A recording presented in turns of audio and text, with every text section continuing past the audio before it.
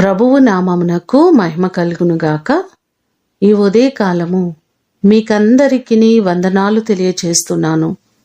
ఈ దినము మిమ్ములను బలపరచు దేవుని మాట ఎడతెగక ప్రార్థన చేయుడి.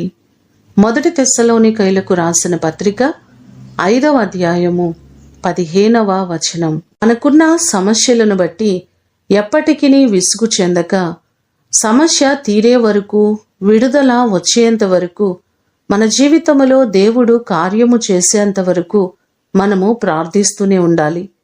దానియేలు కూడా సమాధానము తిరిగి తన వద్దకు వచ్చే వరకు కూడా ప్రార్థిస్తూనే ఉన్నారు. అలాంటి ప్రార్థనలు మనము నేటి దినాల్లో చేయవలసిన వారమై ఉన్నాం. ఎడతెగక ప్రతినిత్యము ప్రార్థన చేయాలని బైబిల్ మనకు సెలవిస్తుంది. లూకాసు వార్త 18వ అధ్యాయము 1వ వచనంలో చూస్తే, విసుకక నిత్యము ప్రార్థన చేయుచుండవలెననుటకు ఆయన ఒక ఉపమానము ఈ భాగంలో చెప్పడం మనం చూస్తున్నాం. మనందరమును ప్రతినిత్యము ప్రార్థన చేస్తూ దేవుని ద్వారా అనేకమైన కార్యములను పొందుకొందుముగాక. ప్రార్థన చేసుకుందాం. మహాగణుడా, మహోన్నతుడా, మీ ప్రశస్తమైన పాదములకు వందనాలు ప్రభువా.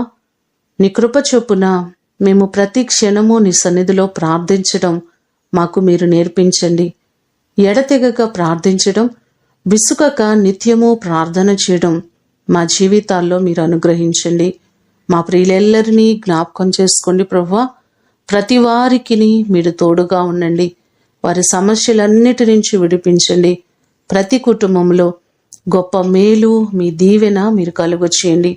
ఏ సమస్యల కొరకు వారు బాధపడుతున్నారో ప్రతి సమస్యలను మీరు తొలగించి సమస్యలపై జయాన్ని మీరు కలుగ చేయండి.